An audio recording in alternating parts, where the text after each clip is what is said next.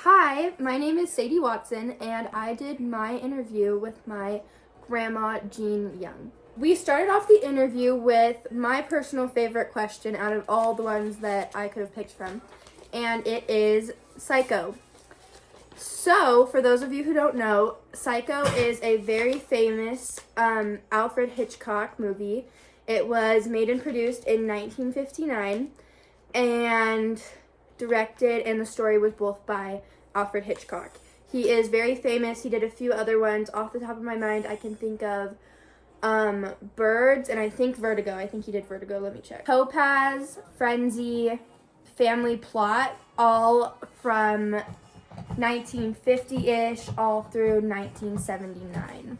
A little bit about Alfred Hitchcock. He was known for his iconic suspense thrillers like Psycho, Vertigo, Rear Window, and North. They're masterpieces for their tension and their innovation. The 3 or 4 movies that I've watched from this list is Vertigo, Psycho, and The Birds, and all had a super claustrophobic, fast-moving, don't really know what's gonna happen kind of feel to it, and there was a lot of suspension and superstition throughout all of them. As you can see, I'm a very big movie nerd, and that is a scene from Psycho. Getting into the question, I started off by asking, do you remember the release of the movie? And she said that yes, she did remember the movie, and she was able to go see it in theaters for 5 cents, which I think is insane because seeing a movie right now for 5 cents would be crazy. It's like $15 for one ticket. It's insane. Do you feel as though it embodied the world issues at the time? Her thoughts were that it was scary and weird, and both the actors and the music were amazing. She thought that the superstition the movie had related to the world issues that were going on. With the Red Scare, and there was just so much superstition, oh, are they a communist? Are they not? Psycho especially, but all of his movies really embodied that feeling and put it into film, which I think was super cool. Going along with that, she liked both of the actors, and she thought that it was amazing. And she made a point of mentioning that the music was really eerie. Okay, the next question is about James Dean. James Dean was a very popular actor, and he was said to really embody teenagers during this era. Whether or whether not she agreed with the fact that he embodied teens at the time. She expressed her love for him and how strong his impact was on the world. She said, quote, "He was a strong political figure." She loved all his movies, and she even talked about going and seeing 2 of his movies in theaters. Again, for very cheap. Where my grandpa lived at the time in California, it was 10 cents to go see a movie, but my grandma lived in Minnesota and it was only 5 cents. Next, another favorite of mine is Buddy Holly.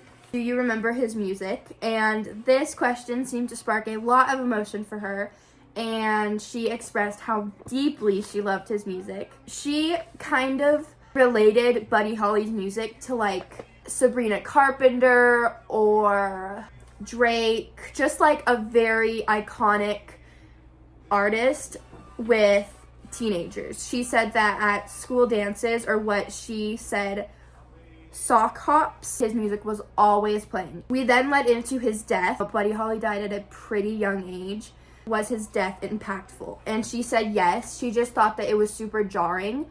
After Buddy Holly's death, the song American Pie came out. Now, it wasn't directly after. Buddy Holly died more towards the 50s-ish, and the song was released November 1971. It talks about the day the music died, about Buddy Holly's death, because it was during the Cold War.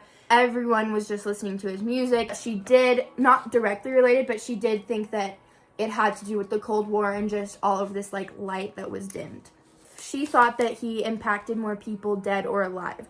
For me, I feel more about his life after death. It's because he comes up in songs. A way different answer for her because she lived during when he was alive producing music. Okay, next question. Birth control.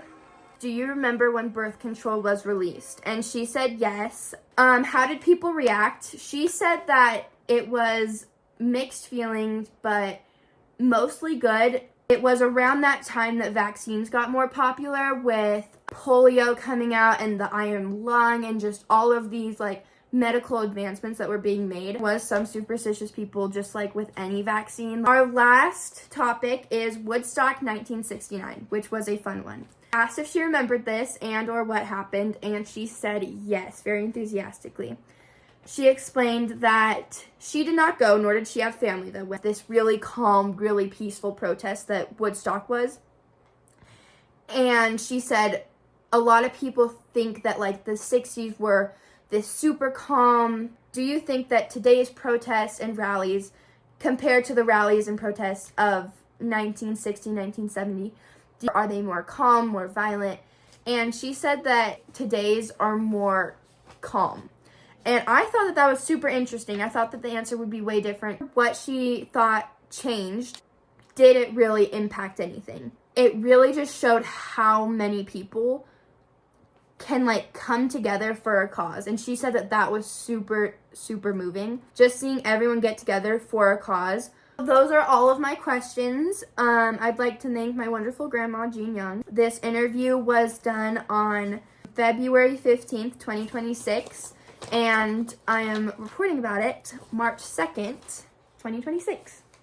Thank you so much. Bye.